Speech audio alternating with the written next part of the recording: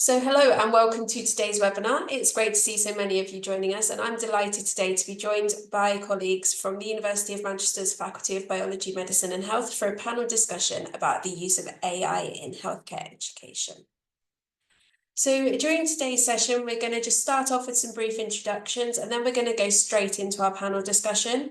There'll be time for your questions at the end, which can be submitted at any time through the Q&A function in Zoom. And there's quite a lot of people registered for today's webinar, so we will get to as many questions as we can, but we may not be able to answer every single question.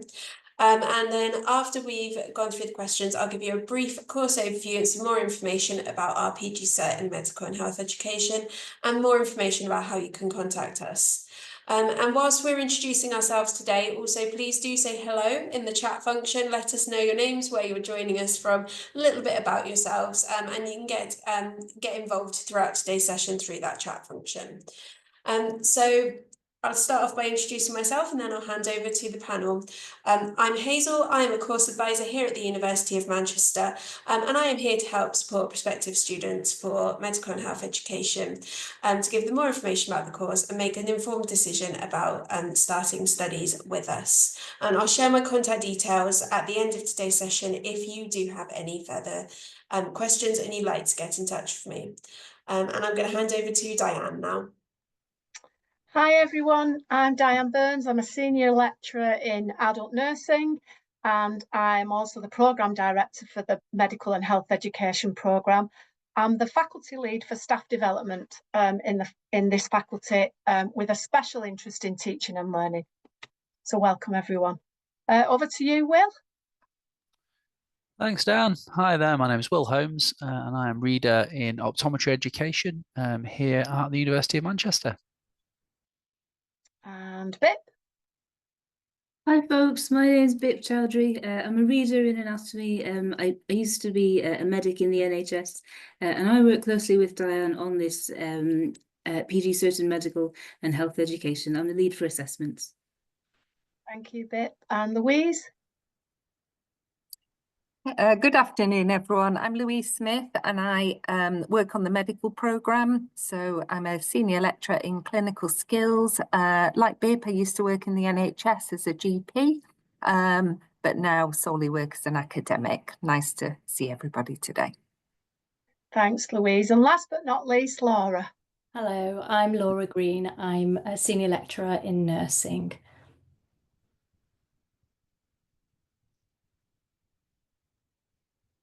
Okay, thank you so much everyone for introducing yourselves.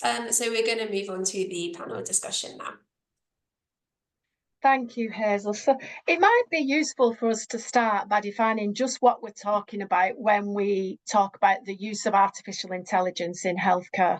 So what we're referring to is the development and use of computer systems doing the work that would normally typically require human input. So things that require us to perceive and to interpret information, make clinical decisions, and think about problem solving. So we all know that the use of AI is expanding rapidly in many areas, and the use of technologies have existed for some time within many everyday contexts. So things like internet search engines, spam filtering, personal virtual assistants.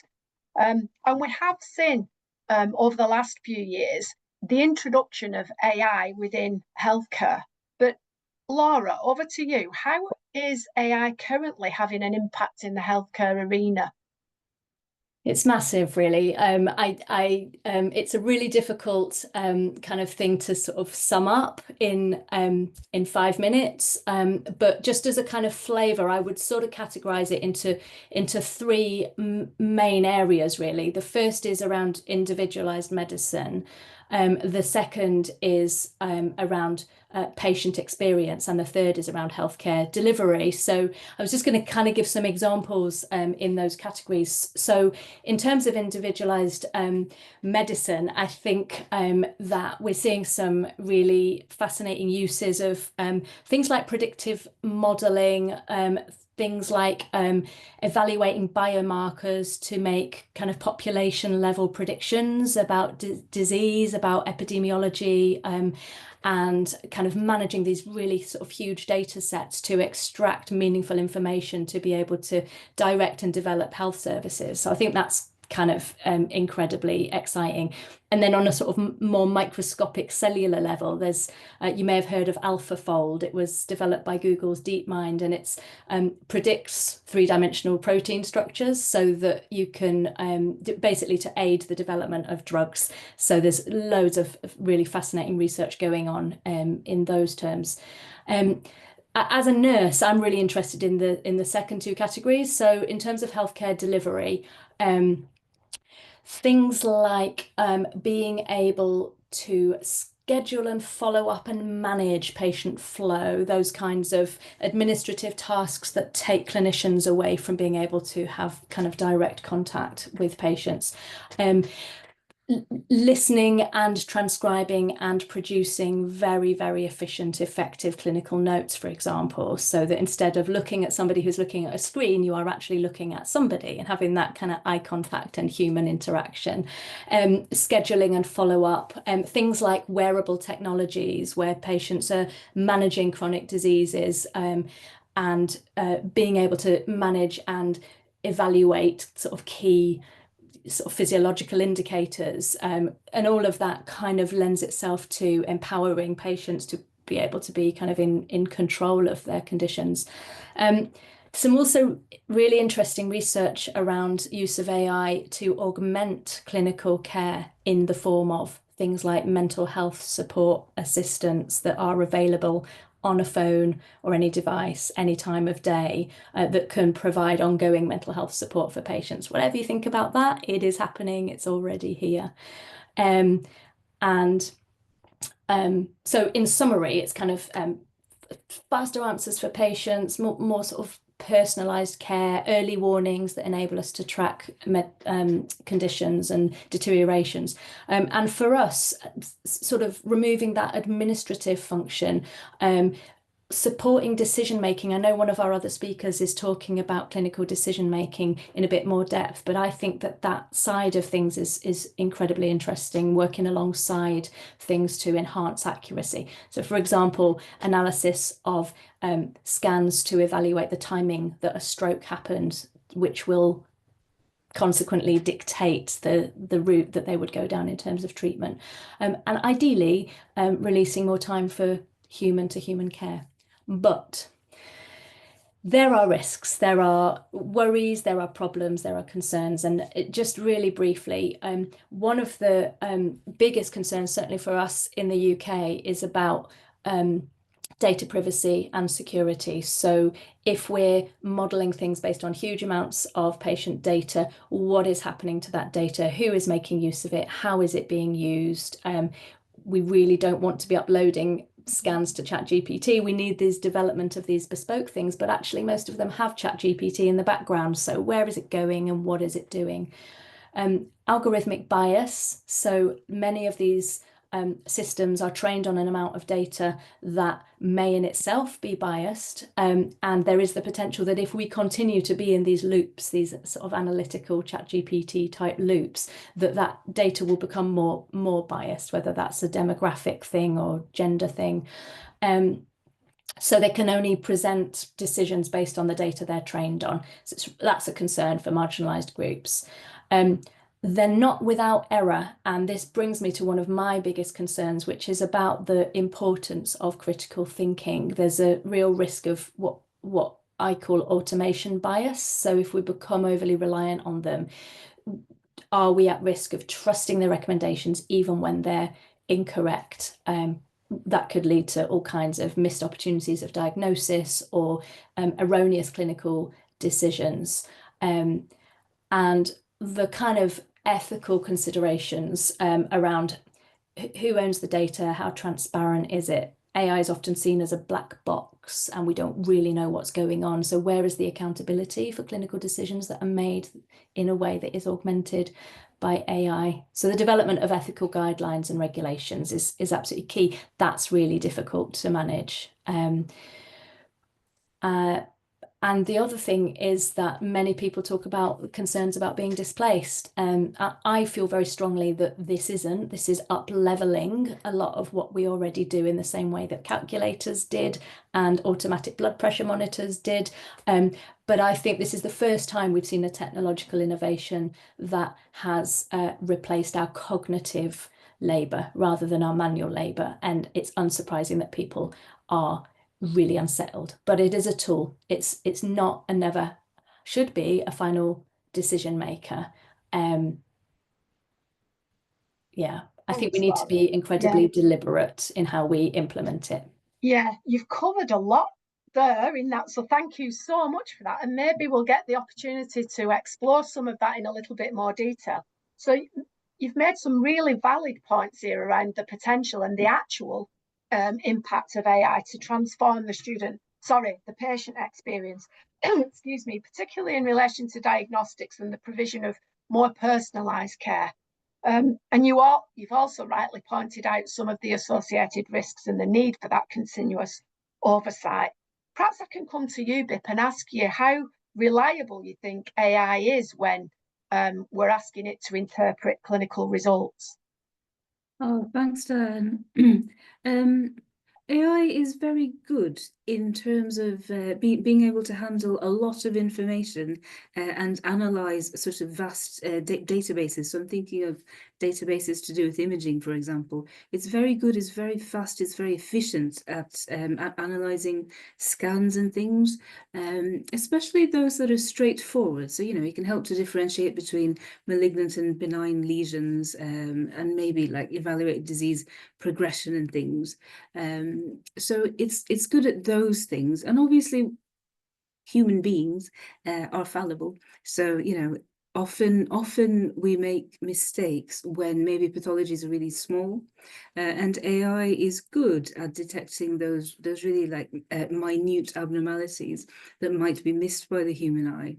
So for routine things, AI is good, it's fast and it's efficient. And because it's fast and efficient, it can reduce the diagnostic and the processing time very, very quickly, because it can analyze these huge amounts of data. And I suppose linking to that then, patient outcomes can be improved, because if you're managing to detect diseases early, and I'm going back to that example of cancer, if you can detect that early on, then of course your patient outcome is greatly improved, because you can introduce your interventions early on. As well, I suppose AI can also help you in identifying high-risk patients, and if you identify those patients early on, then of course you can introduce your interventions early on too. So there are lots of good things that AI can help us with in the clinical arena. Thank you, Bip. So there certainly seems to be a role for AI in some instances within healthcare. Do you think in the years to come that AI could potentially replace us as clinicians? Oh, no. Definitely not. I think clinical staff is going to have are going to have to work very closely with AI and tools, with AI related tools. So I think the two will go hand in hand. But in answer to your question, can it replace clinicians? I think my bottom line is no, and I'm saying that because I know as a former practicing clinician myself, it's not just the data that you get. So it's not just the hard data that you get from scans that helps you reach a diagnosis. Talking to the patient, gathering those patient histories, knowing the patient and their full medical history, knowing any sort of previous scans that have happened, and just looking at all that information in a holistic manner is really crucial to be able to diagnose and treat somebody. And AI is good at bits of that, but currently anyway, I mean, I don't know where the future is going, perhaps it will be able to, but certainly now it has very limited contextual understanding. It has a lack of being able to like integrate all those different clinical bits of information into a whole. So we also need to remember that AI models can learn biases from the data that the AI is trained on. So that obviously, if the AI has been trained on biased data sets, then that can lead to inaccurate or unfair diagnoses, really, because it can sort of link diagnoses to certain patient groups relating to age or race, etc. And those things actually might be quite irrelevant when you've got the patient sitting in front of you. And I suppose Laura touched on this as well. Another reason why I don't think the clinician can ever be replaced is that at the moment, we've always had transparency in how we arrive at a diagnosis. And because AI algorithms they are vast and they can be really complex, it can make them difficult to interpret, and it's often quite hard to understand how the AI arrived at a particular diagnosis. And if you don't have that complete transparency, then I suppose you start to lose trust in that process. So I think, just in summary, because of all those reasons, I think AI definitely cannot replace us. Oh, thank you, Bit. Laura, do you want to come in there with anything to add? Or I would say that the understanding how decisions are made is one of the kind of key, that kind of rationale, that justification, and that there is the possibility of showing your workings, if you like, so understanding what it is making that decision based on. And I think that that's where we can look at mirrored critical thinking in relation to a decision. So I think that saying, okay, that's a really interesting conclusion. Can you show us how you've mapped together all of the different areas and demographic, whatever, to come to that conclusion? Yeah, showing your workings, basically. Thanks, Laura. I'm just wondering what you were making of all this, Louise, with your clinical background in medicine. Yeah, thanks, Diane. I mean, I definitely agree with everything that Laura and Bip have said. I think there is a place for AI in healthcare professionals' role and consultations. I agree. I don't think it will completely replace it. As we've said, AI can be trained to assist in diagnosis, and the more it's developed, the better it will become. And I think Bip highlighted this, that we don't know what the future holds, really, that the platform's just moving so quickly. Who knows what it's going to be like in 10, 20 years' time. I think it's worth mentioning that maybe some patients might want to consult with an AI healthcare professional. There are definite advantages to that situation. Things like it would be more convenient. They could do it from home. No waiting times. We could have millions of AI healthcare professionals waiting to consult with patients. So that would certainly reduce waiting lists, not having to wait 3 weeks to see your GP. People might find it less embarrassing talking to a robot rather than a person. However, some patients will want that human interaction. We all talk about that doctor-patient relationship, particularly talking things like bad news, such as cancer diagnosis. Would you want to talk to a robot and receive that news from a robot? Probably not. I also share the concerns about data protection. I think that is a big thing in the world of AI, and that needs to be looked at definitely within medicine because it's such a confidential area. The other thing to mention is we often describe medicine as an art. And I think Laura and both and Bip as well have mentioned this, that lots of things come into play when making a diagnosis and when consulting with a patient. And that's why it's described as medicine as an art. And that's the difficulty with AI.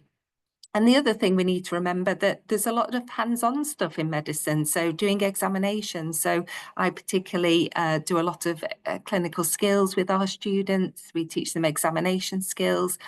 That's going to be difficult to be done by a robot. Taking investigations like doing blood tests, that's going to be tricky being a robot potentially. So yeah, I think there is a place, but I don't think we're going to completely replace healthcare professionals. It's worth mentioning over the years, since I trained in medicine and then I went on to qualify as a GP, I've seen quite a lot of changes over the last 20, 30 years. And I think there's definite advantages of technology. I've seen some real benefits of using technology within those consultations. So things, for example, when you start prescribing medication, you have to think about interactions of medications. And in the olden days, you used to have a big book, and that book still exists. But you would have to look at that book to see what medicines interact with other medicines. Sorry, my lights have just gone off, so I'm just going to have to move around. Apologies. So nowadays it's all computerized. So you can just key in the medication that you want to prescribe, and it pops up lots of warnings.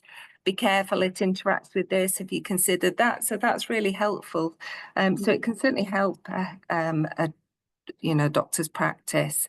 And now, even now, some GPs are using AI to summarize their notes. So rather than having to type it all out on the computer after they finish the consultation, or even during the consultation, you can use AI to summarize those notes. So that might save time for the GP. Although some people say it doesn't save time because you still have to check it afterwards for accuracy. But it can help the GP concentrate on the patient rather than the computer. Although when it was used with myself as a patient, I personally didn't like it. I find it quite intrusive, as if there was another person in the room. So pros and cons, really. Yeah, we've talked a lot about the use in healthcare, haven't we? But each of us that are here, and I expect many of the people in the audience as well, are involved with healthcare education, so supporting our students to understand how they might use AI effectively, safely in the workplace. How do you think, as educators, we might be able to harness AI in those kinds of settings, healthcare education settings?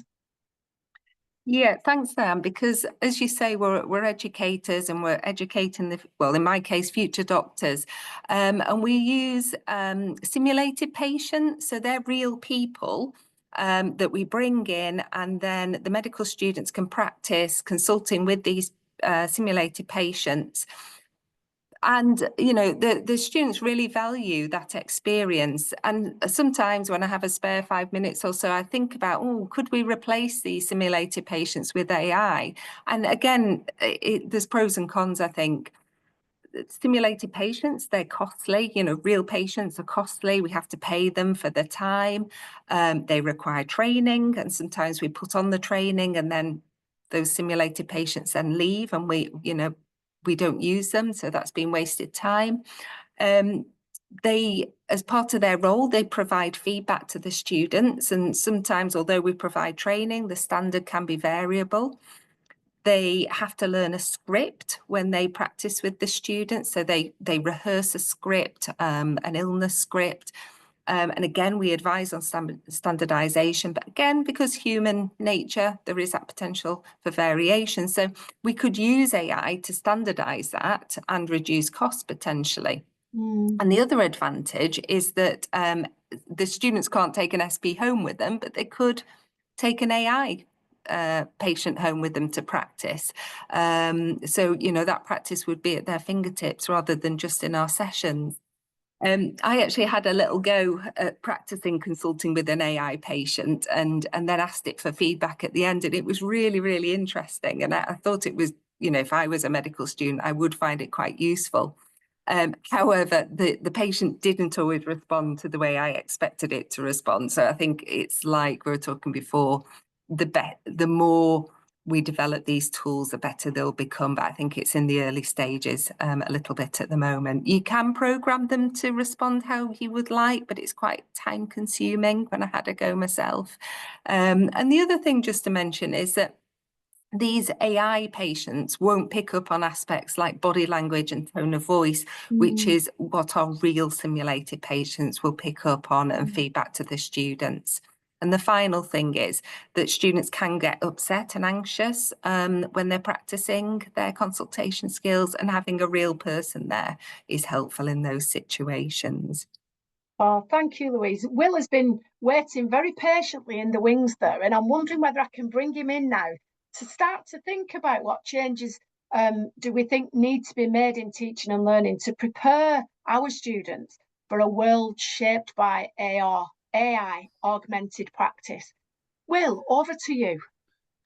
Thanks, Dan. And before I do speak, I guess just a little bit of background on the profession that I'm a part of. Often in the literature, you'll hear radiology being talked about as an area that AI is most impacted. And really after radiology, the second most common area that's currently seeing changes is eyes and eye care. So this is something I've been thinking about for quite some time now. And I've been really struck actually by how much change I've seen over the past couple of years. So I was a very early user of ChatGPT, and a couple of years ago, if you asked it to generate an image, say for example of an optic nerve head with glaucoma, it would do a terrible job, and now it actually does a really pretty good job at that. So the pace of change really is accelerating. But on to our students then. Well, I guess at the most fundamental level, I would argue that we really want to be thinking about learning outcomes on our programs and units that relate to the use of AI and the understanding of AI. And a really useful framework or useful starting point for that, I think, is the NHS AI and Digital Capabilities Framework, which was produced by Health Education England. And actually a big part in that was a bunch of Manchester academics that contributed to and wrote that. So we've used that framework on our optometry master's program, our 4-year registrable master's program. So we have learning outcomes, a program and year and unit level relating to AI and how we want students to engage with AI. Secondly, and I guess this is moving away from the minutiae of a program to more of a profession-based assessment. I think every healthcare profession really needs to undertake an assessment in the medium and long term of how AI augmented practice is going to affect the way that healthcare professionals are going to deliver care in the future. We've talked about a little bit of this already in our discussion today. I've been part of an optometry professional body working group looking at how we might expect the impact of AI, how that might affect optometrists' scope of practice and how they go about doing certain things. And I think it's important to acknowledge that process and this process that I think we're going to go through over the next number of decades can actually and will actually be quite painful. If we think about our professional identity and the various professions that are represented here and in this webinar, a lot of our professional identity is tied to specific tasks that we do. So we feel like we are that clinician because we do that particular thing. And it may well be that some of those tasks do turn out to be things that we aren't necessarily going to need to do in the future. It's really tempting, and I've often in these discussions heard people say, well, we need to continue to teach our students a particular practical skill as a backup.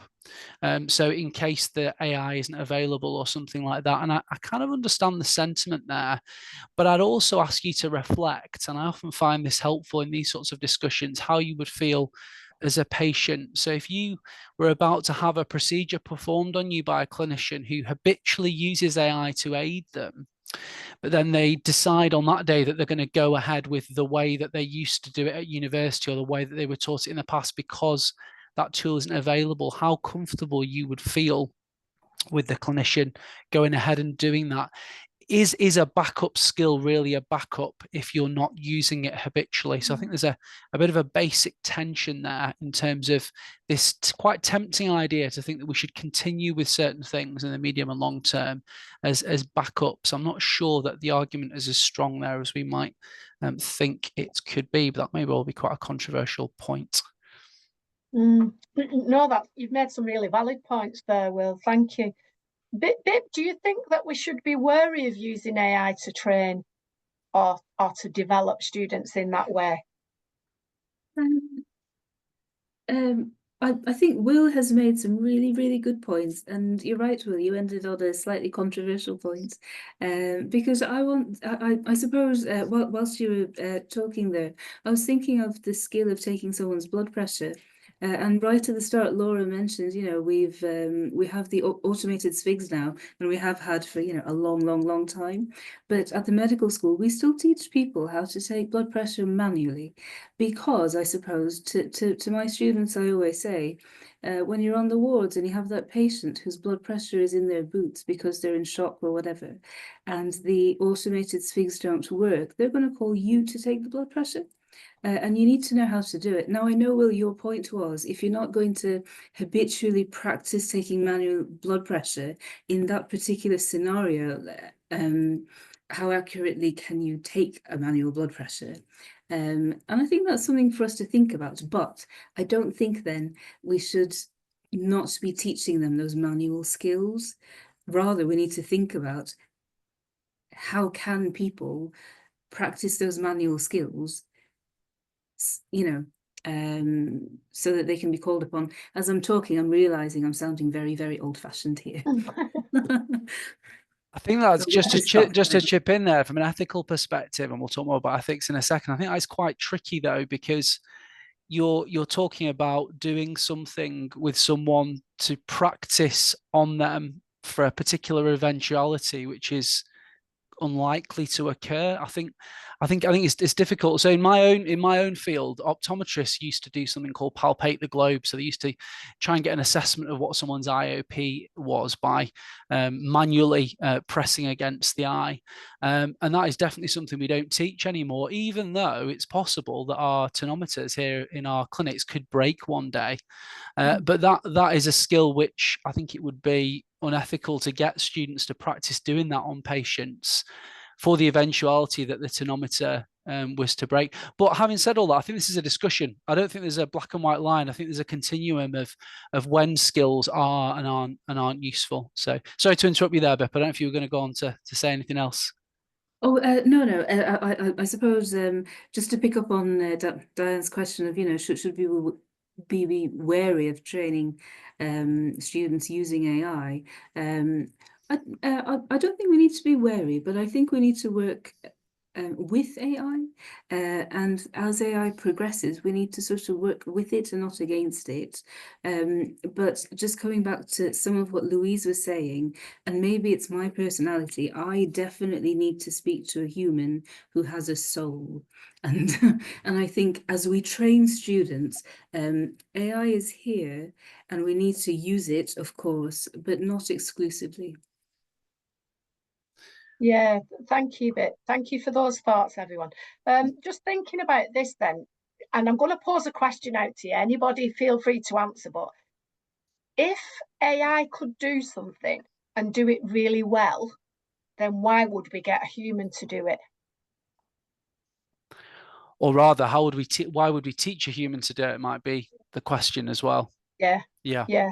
Why would we do that if AI was really effective at doing so that? again, example from my area of work. So in the past and still now, we would have teams of clinicians inspecting fundus photographs, looking for signs of diabetic retinopathy. I think it's pretty plausible that we're already at a position where an AI can do a better job at that, or at least we'll be at that point soon.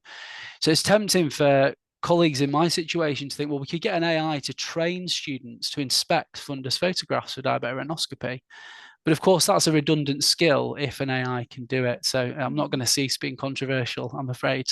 But any other thoughts from anyone else on that one? Yeah, I just wanted to come in and sort of say that I sort of mentioned it before about the kind of black box decision making type stuff. And my view is that that good clinicians, it's not just about them getting answers, it's about them asking the better questions. So if you build in thinking prompts, so not just information prompts, so for example, you know, list the possible differentials for this presentation, explain why each one might be considered, identify any key areas where you still need clinical judgment here despite the data provided, what red flags might we miss if we follow this advice without further checks. So it's kind of training your mind to know the questions that you would want to ask. And I think that kind of relates to the fact that when you're deciding how to word, when you're deciding how to frame a prompt or a question, you have to have good understanding of what it is you're asking it to do. You know, the sort of strap line is, if you put rubbish in, you get rubbish out. And I think that's at the hub. Like, what is the task that it's doing? We need to really deeply understand that task if we're going to effectively get it to do it. Yeah, you make a really valid point there, Laura. It's almost like we need to develop and teach frameworks that allow students to engage with the use of AI, but in a safe and defensible way. So being able to generate, this is what it's come up with, and this is why it's come up with it, and this is the evidence and the information that they've based that decision on. But yeah, it's tricky, isn't it? I mean, a couple of things. One would be, I completely agree there, Diane. We do need a framework. My go-to framework on this is to essentially treat AI a little bit like I would treat a colleague. So if somebody came to work with me and all I knew about them was that they were a GOC registered optometrist, there'd be a period of time over which I'd learn to trust their clinical ability, even though they're on the register. And I think it's a similar thing with AI tools. So it's the idea that you have an AI tool in the background to begin with, just to see what it's saying. And then you move through different kind of gears of trust, depending on how it performs and how you see it perform. I think it's unlikely you end up at a stage where you completely hand over care to AI, but I think that framework's particularly helpful.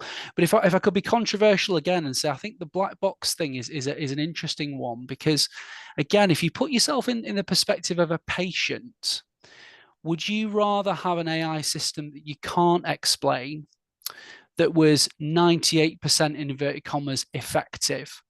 Or would you rather have a clinician and AI combo, or just an AI that's explainable, that's say 90% effective? I know which one I would go for. I wonder whether the trust thing, the explainability thing, is more of an issue between the AI and the clinician than between the AI and the patient. So I don't think very many patients understand the process by which a clinician goes through to get a particular diagnosis. I think they exercise trust on the basis of other things, not on the basis of being able to quiz you on how you got to your diagnosis for the most part. So I think this issue of explainability is much more of an issue between the clinician and the AI, rather than between the AI and the patient.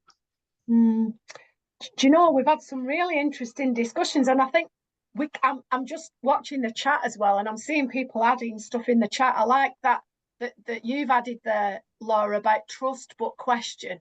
So always thinking about what AI is generated and then being able to question that. But yeah, we're nearly towards the end of the webinar now. We've got 5 minutes left, maybe for questions. Laura, I know you've been working diligently there in the background and summarising all of the points that have been raised in the chat. Do you want to just bring everything together in a summary?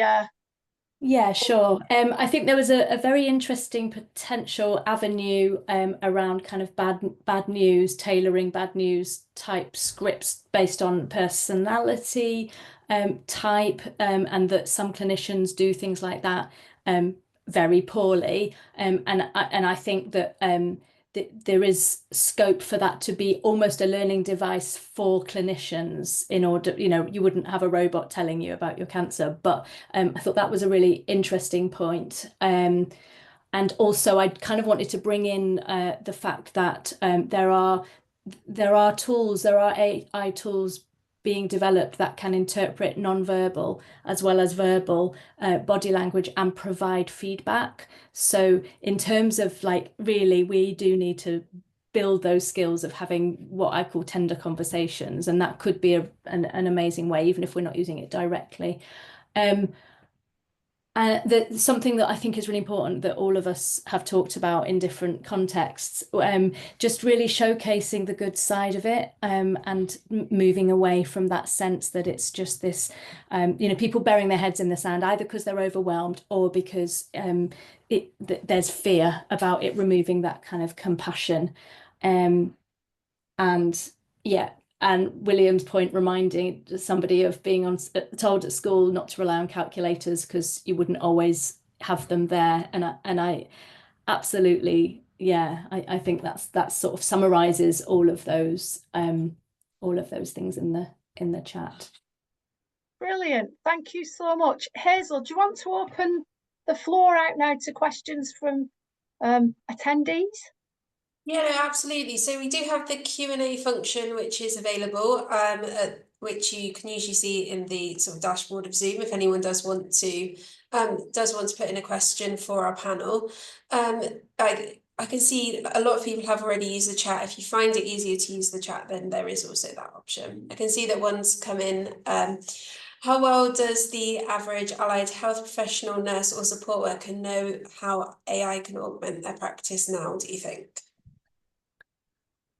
I can give a little bit of an answer to that, because interestingly, one of our third year assignments is doing a literature review on a clinical question, a question of clinical relevance to nurses, and it takes students a year. And of course, that is not what we're going to be required to do in the workplace. We're not going to be required to write down a 3,000 word critical annotated bibliography. So tools that can help to read a paper, for example, things like Cite that the university has a subscription to that enables you to find and appraise the answer to a clinical question in about 10 minutes once you're good at it. I think those kinds of things are incredibly empowering for nurses, where there may be questions about a treatment plan, something that they need to challenge, some recommendations, certainly as they kind of progress through. And then the other thing, I suppose, in terms of care delivery is we have drawers in hospital wards stuffed full of information leaflets for patients about this, that, and the other. Imagine being able to just program in a totally individualized advice sheet for somebody being discharged from hospital. People with comorbidities come in and they're trying to manage diabetes and high blood pressure and renal failure and depression. There isn't a leaflet for them. So we give them a whole bunch and they shove them in their bag and then they go in the recycling. So imagine being able to just produce something totally individualized to that person. I think those are kinds of two really pragmatic ways in which registered nurses and healthcare support workers would be able to draw on AI.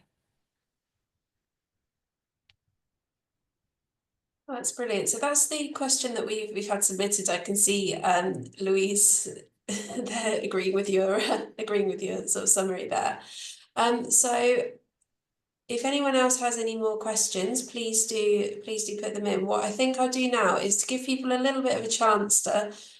Oh yeah, we've got another question from Philip here. Hi Philip, thanks for joining us. So Philip's a nurse practitioner and has mentioned, aside from valuable discussions like this, are there any networks or platforms where we can connect with other professionals who share this interest?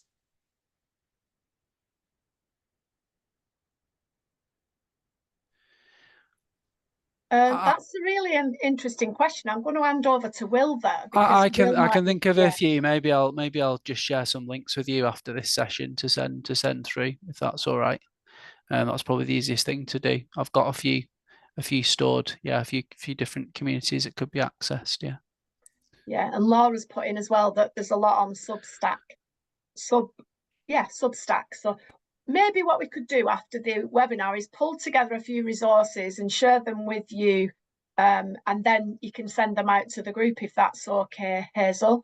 Yeah, no, that's absolutely fine. Yeah, if you want to share those resources, and what we can do is we can share where people can get more information, if they would like to find out a bit more. Hazel, do you mind if I say one thing in closing, and that's the discussion today? I think we've got to be really careful with thinking about AI, about the potentially quite Western-centric way of thinking about medicine and healthcare education. Because I think the conversation could be quite different in a context where there aren't as many healthcare professionals, and there's need in different ways where people might view AI and AI healthcare in quite a different way. So I guess that's a whole other discussion in itself, I think. But I think it's important to say that. Yeah, no, absolutely. and it's a really great point that we need to consider, especially because healthcare applies in so many countries, in so many different contexts and different circumstances. And I know that's something we discussed in our previous webinar, didn't we, Diane, about the sort of global context of healthcare education. So what we'll do is we'll leave the chat open and we'll leave the question and answer open in case anyone thinks of anything. But what I'm going to do now is I'm going to give a really brief course overview for our postgraduate certificate in medical and health education. And if anyone does think of anything else that pops through during that time, we'll come back to it at the end. So the course itself is either basically available in two options, either a postgraduate certificate or individual CPD units, which means you can study kind of one unit from the course. It takes place over the course of 12 months for the full postgraduate certificate, and it's part-time and online study, meaning that it can fit around your work professional commitments. There's a lot of coursework-based assessments throughout this course. It's not a case of sitting different exams. And the way the course is structured, it's designed to allow people to study at a time that suits them based on their own working patterns, based on their personal commitments, but with the opportunity to come together again at tutorials and on discussion boards so that you can build that community of practice with other like-minded healthcare educators. The course itself is a postgraduate certificate made up of 3 20-credit units, and the reflective educator starts in September, art and science of teaching is in November, and then pass or fail who decides is in February. And so the way the course is structured, you can just choose to study one of those units if there's a particular area that you want to find out more about, or you can study the full postgraduate certificate, which is all 3 units. And you can begin by, basically with the course, you begin by understanding the theory behind effective practice, learning and assessment, and reflecting on your own role, and to kind of begin to think about it in that approach. Unit 2 is where you take a bit more detail and start thinking about the curriculum principles of design and development and about learning sort of more methodically. You're going to be thinking about how you apply this to your own experience and starting to think about how that demonstrates your own teaching style. And then the 3rd unit is more where you start thinking about current assessment practices. So the role of assessment in quality assurance and evaluation, and how important feedback is as well throughout that process. So all of this is a very, very brief overview. And if you do want to talk to us in more detail about the course, you can contact me, studyonline@manchester.ac.uk. More than happy to arrange to have a discussion with anyone who's interested in studying. So the entry requirements for the course, we require either primary medical degree or other registered healthcare or social work professional qualification, or if you're in a subject kind of allied to healthcare, such as biosciences, psychology, or physician associates, then we would require an upper second class degree of a 2-1 or the overseas equivalent. And if you have been based overseas, we require evidence of the equivalent of 6.5 in the IELTS with a minimum of 6 for writing. And you don't have to have that English test before applying for the course. We do also accept a variety of English tests, including the OET, which I know the NHS uses. And if you did need an English test, our admissions team can support people after application for that. And to apply for the course, you do apply online, and you can see the link there on the screen now. It's through our course webpage, and there's an apply now button. And after today's webinar as well, we'll get an email where you will receive those links. Now, in terms of fees and funding, I know someone's already asked the question about course fees. It's £5,000 in total for the full postgraduate certificate, or if you wanted to just study one individual unit, then that is £1,667. And if you're studying the PG Cert, there is the option to pay in 3 instalments across your studies. If you work for the NHS or you're alumni of the University of Manchester, there are discounts available as well. And so if you have questions about the eligibility of that, I would encourage you to email me, studyonline@manchester.ac.uk, and we can discuss that in a bit more detail, because it does very much depend on people's individual circumstances, exactly what you're eligible for. And that is really that brings me to the end of the presentation. So it's just now a quick opportunity if anybody else has any other questions that they wanted to submit to everyone.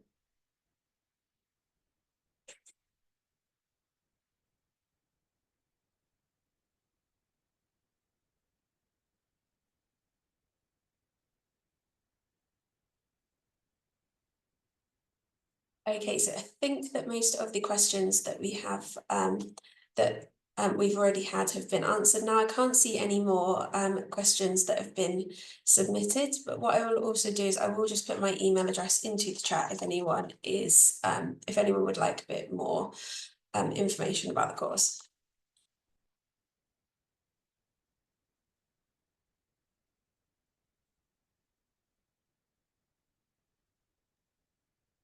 Hazel, someone's just asked through the Q&A whether there are the intakes once a year or twice. And just to recap to whoever asked that question, if you want to undertake the full PG cert, like the main intake, I suppose, starts in September and goes through to the end of May. However, you can undertake them at any point. So you can, we have 3 entry points basically: September, November, and also February.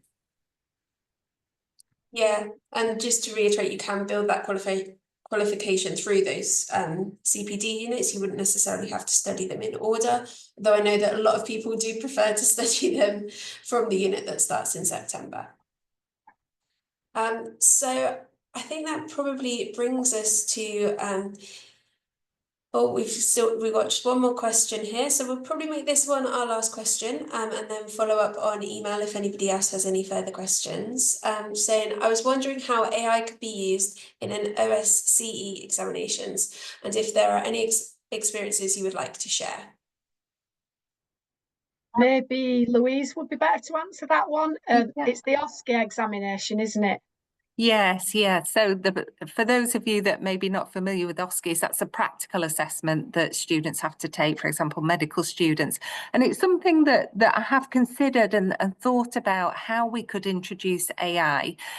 Could we have an AI simulated patient, for example, that consults with the student, and then we mark based on that assessment?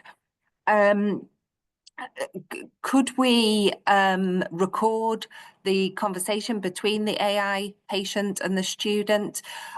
It's a bit like subtitles, though it's not overly accurate at the moment. So I think we'd need to be a little bit careful about doing that. I think in the future, I think there is that potential. I'm not sure the technology is quite there yet, but I'll open it up to maybe Hazel and Bip to see if they've got any thoughts. But I think potentially in the future, yes, I'm not sure we're quite there yet. Can I just hop in? Is that okay? Just really briefly, we're actually trialing something that we're hoping to be able to use in OSCEs. We're trialing it next week, and I've been working with the CEO of a piece of software that we use for team-based learning, and we've basically created a simulated patient that has been augmented with personality characteristics based on the British Personality Index, demographic details, including aspects that she does and doesn't understand about her condition, clinical data, most recent hospital admissions, all kind of fictionalized. And students are going to be asked to have a conversation to carry out a holistic initial assessment on Brenda and to identify her top 3 concerns. Now, it's not in a summative assessment context, but the learning point is that she will respond in different ways to open questions and closed questions. She will get angry if too much jargon is used. She doesn't understand how some of her medications work or what she's supposed to be on. So if you ask her what she's prescribed compared to what she takes, they're different answers.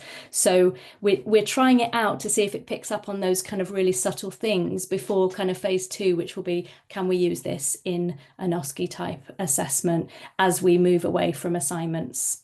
What do we do at scale to build in authenticity?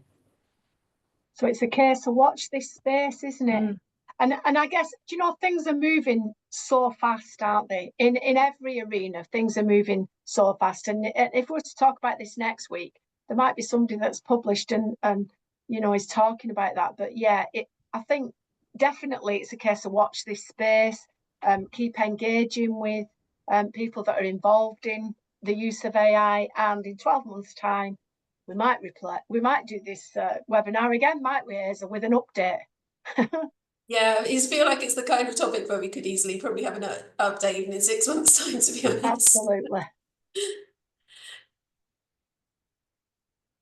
Yeah, so Hamad, I can see your question there. So what I'll do is I'll pick that up with you after today's session, if that's okay, because I know we've gone a little bit over time, but I do just want to say thank you very much to everybody who has attended today, and thank you to our panel as well for joining us. It's been really great to get so many different viewpoints and to think about the topic more broadly, and I think it's been really widely reflected as well with our audience as well. Thank you so much for taking part, because we've really benefited from getting your input into this topic as well. So all that's left really is for us to say thank you very much and enjoy the rest of your day.